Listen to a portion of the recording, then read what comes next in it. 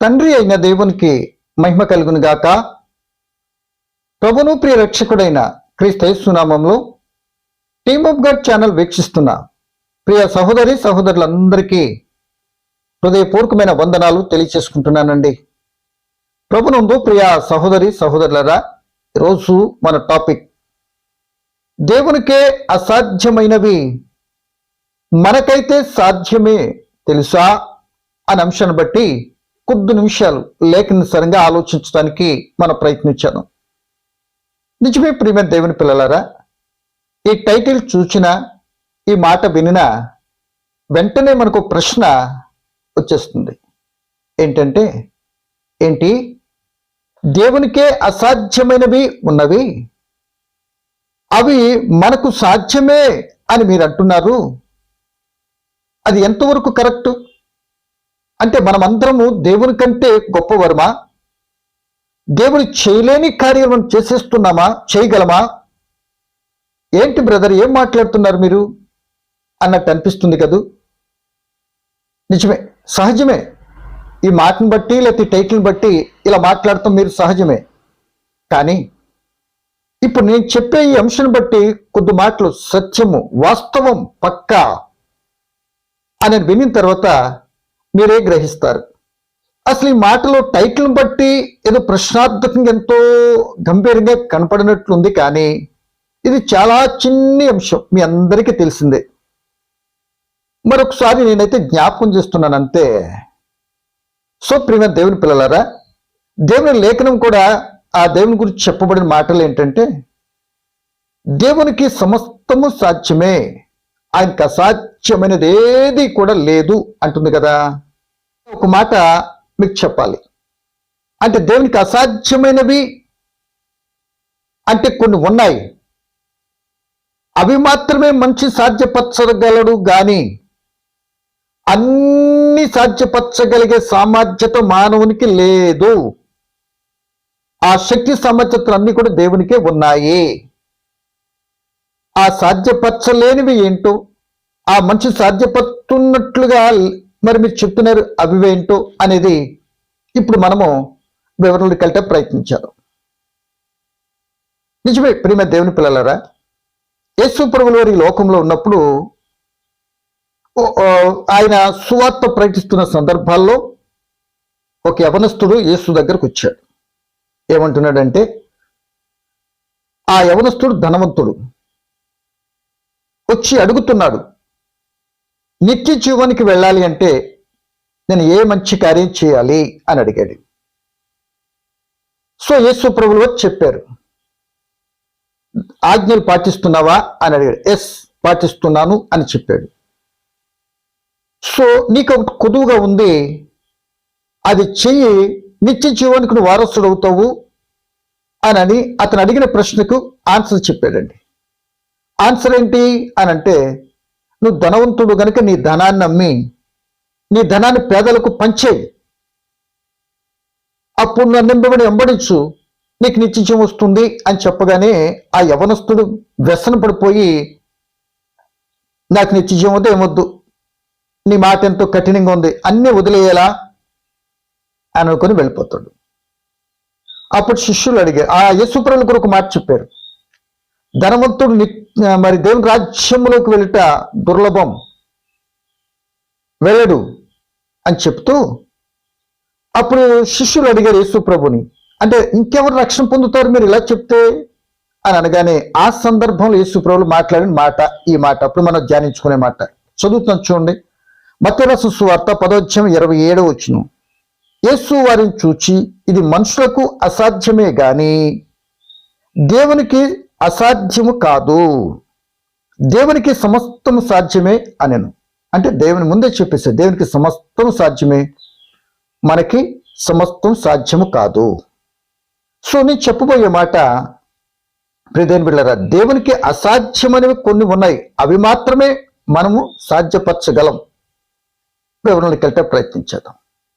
So ఈ మాటను బట్టి మనం కొద్దిగా ఆలోచించవలసిన విషయం ఏంటంటే, దేవుని యొక్క గుణలక్షణాలు మనం ఆలోచించాలి. దేవుడు పరిశుద్ధుడు, ఏమండి, కనుక ఆయన యథార్థవంతుడు, సత్యవంతుడు, ఇవన్నీ కూడా దేవుని యొక్క గుణలక్షణాల్లో భాగమే. ఏమండి? సో ఆయన ఈ గుణలక్షణానికి వ్యతిరేకంగా ఎప్పుడు ఏ పని కూడా చేయడు.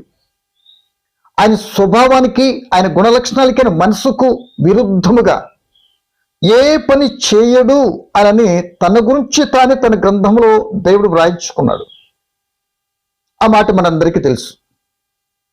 ఈ మాటను బట్టి మనం ఇప్పుడు ధ్యానంలోకి వెళ్ళటానికి ప్రయత్నించేది.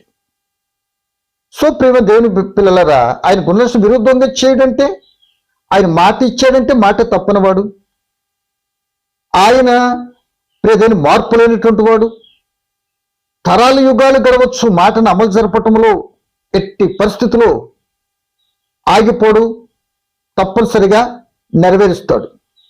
ఇంత వాస్తవాతీతం దేవునికి గుణలక్షణాలు మనకు కనబడుతున్నాయి. ఆ గుణలక్షణాల్లో ఏంటి అని అంటే, గుణలక్షణాలు ఆయన పరిశుద్ధుడు. పేతృపత్రిక, మొదటి పేతృపత్రిక 1వ అధ్యాయం 14 వచ్చి చెప్పిన మాట ఏంటంటే, నేను పరిశుద్ధుడని కనుక మీరు ఎలా ఉండాలి, పరిశుద్ధులుగా ఉండండి అని చెప్పాడు. అంటే నేను పరిశుద్ధుడను కనుక అపరిశుద్ధమైనటువంటి పరిస్థితులు నేను మాత్రము చేయను. నేను పరిశుద్ధుడను కనుక మీరు పరిశుద్ధులై ఉండండి అంటే, మీలో అపరిశుద్ధత ఉండొద్దు, పరిశుద్ధులుగా ఉండండి అని చెప్పినట్టే కదా. ఆయన గుణలక్షణం పరిశుద్ధతే కదా. ఏమండి? ఇక రెండో మాటగా చూస్తే, ఆయన పాపము చేయడు. ఏమండి? ఆయన పాపము చేయడు, ఆయన అబద్ధమాడడు అన్న సంగతి మనకు బాగా తెలుసు. ఏమండి ప్రియ దేవుని పిల్లలరా, ఈ మాటను మనం చదువుకున్నట్లయితే సంఖ్యాకాండం 23వ అధ్యాయము 19వ వచనం మనం చదివినట్లయితే అక్కడ చెప్పబడుతున్న మాట ఏంటంటే, ప్రియమైన దేవుని పిల్లలరా, సంఖ్యాకాండము 23వ అధ్యాయము 19వ వచనం, దేవుడు అబద్ధమరుటకు ఆయన మానవుడు కాడు, పశ్చాత్తాపడుటకు ఆయన నరపుత్రుడు కాడు, ఆయన చెప్పి చేయకుండునా, ఆయన మాట ఇచ్చి స్థాపింపకుండునా అంటున్నాడు. అంటే పేతృపత్రిక చెప్పుకున్నాం కదా, పరిశుద్ధుడు.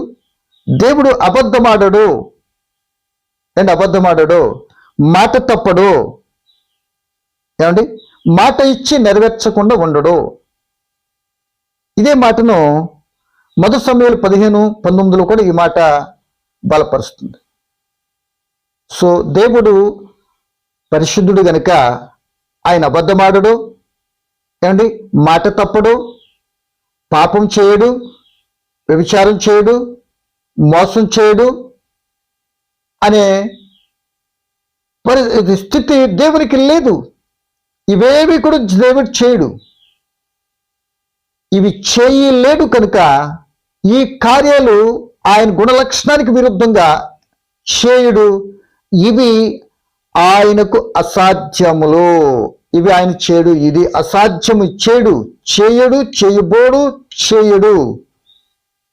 సో దేవుడే దేవుని పిల్లలరా, ఆయన చెప్పాడు, ఆయన గుణలక్షణం గురించి 2-3 సార్లు చెప్పాడు. ఇప్పటికే చేయడు అంటే దేవునికి అసాధ్యమైన కార్యాలు ఏవి ఇప్పుడు మనకు అర్థమైనవి?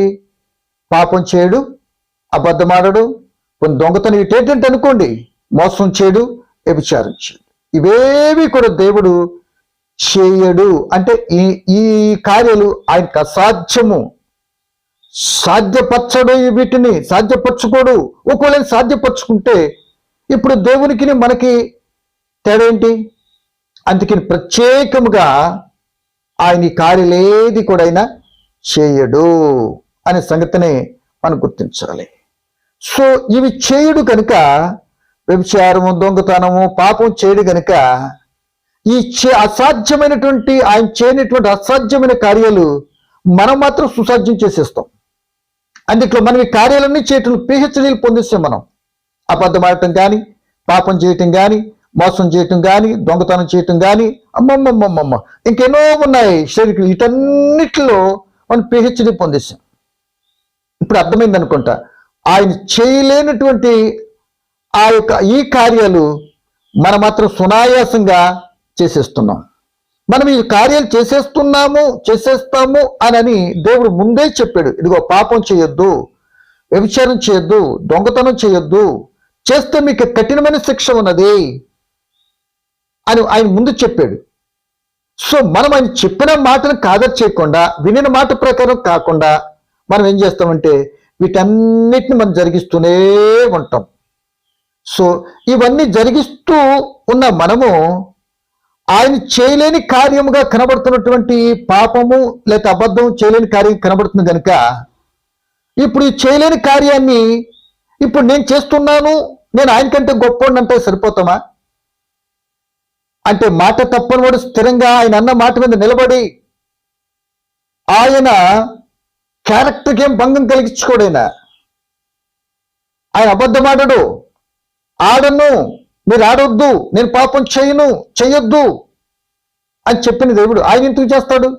మనం చేయొద్దని చెప్పిన మనం చేస్తే ఆయన చేయకుండా ఉన్నాడు కనుక ఆయన చేయలేకపోయాడు అన్నట్టుగా. ఏమండి, ఆయనకు అసాధ్యం కనుక నీ సాధ్యపరిచేసిన గొప్పోడిని అంటున్నాము అనుకున్నట్టుగా ఆలోచిస్తే ఆయన చేయొద్దు పని చేస్తున్నాం కనుక మనం గొప్పవాళ్ళవా? ఆయన శిక్షకు గురవుతున్న భ్రష్టత్వంలోకి వెళ్తున్న సంగతిని మనం గ్రహించాలి. ఇది మనం చేసేటటువంటి ఆయన చేయలేనటువంటి దాన్ని మనం చేసేటువంటి కార్యము. ఆ కార్యం ద్వారా దేవుని కోపానికి గురవుతూ భ్రష్టులుగా మార్చబట్టడానికి మనం చేస్తున్నామే తప్ప ఆయన చేయలేనిది మనం చేసేటటువంటి సామర్థ్యత మనకెక్కడదా ఆయన ఇవ్వకపోతే. కానీ ఈ కార్యాలు దేవుడు చేయకపోయినా ఈ కార్యాలు చేయటంలో ముందే చెప్పుకున్న దుష్టుడు ప్రేరణ బట్టి మనం ఏం చేస్తున్నామంటే ఆయనకంటే గొప్పవాళ్ళం అన్నట్టుగా ప్రగల్భానాలు పలుకుతాం. కరెక్ట్ కాదు ఇదండి. కనుక నా ప్రేమ దేవుని పిల్లలరా, ఈ విషయమై మనం ఆలోచించాలి. మనం అన్నీ చేసేస్తాం. ఏమండి, మనం అన్నీ చేస్తే ఏది కూడా మిగిల్చాం. దేవుని కంటే గొప్పలు మనం కాము అనే సంగతిని మనం గమనించాలి. ఆయన చేయలేనటువంటి ఆ కార్యాలు మాత్రమే చేయగలం, కానీ మనము ఆయన సమస్తం చేయగలిగినట్లుగా మనం సమస్తం చేయలేము. మనకు ఆ సామర్థ్యత లేదు. దేవునికి సమస్తం సాధ్యమే. అన్నీ చేయగలిగినటువంటి వాడు దేవుడు. సోదరుడా, సహోదరి, ఈ యొక్క దేవుడు అసాధ్యమైన కార్యాలు చేయటంలో మనందరూ కూడా పిహెచ్డీలు ఎన్నో డిగ్రీలు చేస్తాం. ఆ డిగ్రీ వల్ల ఒరిగేది లేదు కనుక ఇప్పుడే సరే దేవుడు చేయొద్దున్న కార్యం చేయకుండా ఉండటానికి, ఆయన అసాధ్యం అనుకున్న కార్యాలంటే అవి వద్దు అన్నాడు కనుక మనము సుసాధ్యం పనిచేసుకుని ప్రమాదం తెచ్చుకుంటామో వద్దన్నాడు కనుక ఆ కార్యం చేయకుండా నీతిని, న్యాయ, యథార్థాన్ని అనుసరిస్తూ ఆయన చెప్పిన గుణలక్షణాలు ఏవైతే ఉన్నాయో అవి సంతరించుకొని మనము కూడా ఆయన చేయకుండా ఎలాగైతే స్థిరముగా ఉన్నారో అలా స్థిరముగా ఉండాలి అంటే ఆ పరిశుద్ధాత్మను మనం పొందుకొని ఆ పరిశుద్ధాత్మ సహాయంతో దేవుని చిత్తానుసారంగా స్థిరపడి మనము కూడా ఈ డిగ్రీల వల్ల ఒరిగేది ఏమీ లేదని, దేవుడు ఏదైతే చేయకుండా ఉన్నాడో మనం కూడా అలా చేయకుండా ఉండేటట్టు కృప కలిగిన వారుగా, ఆయన చేత నెరవేర్చేటట్టు వారుగా ఉండే కృపను దేవుడు కోరుకుంటూ మరి ఈ మాటలైతే నేను ముగిస్తున్నా. పరిశుద్ధుడా పరమ తండ్రి, పలకబడిన మాటలో పరమార్థమైనటువంటి బిడ్డలకు మీరు గమనించడానికి సహాయం చేయండి.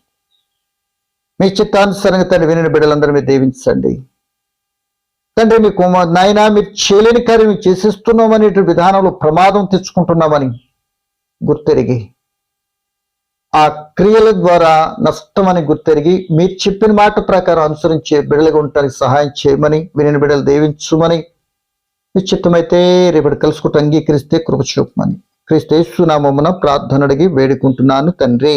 ఆమేన్.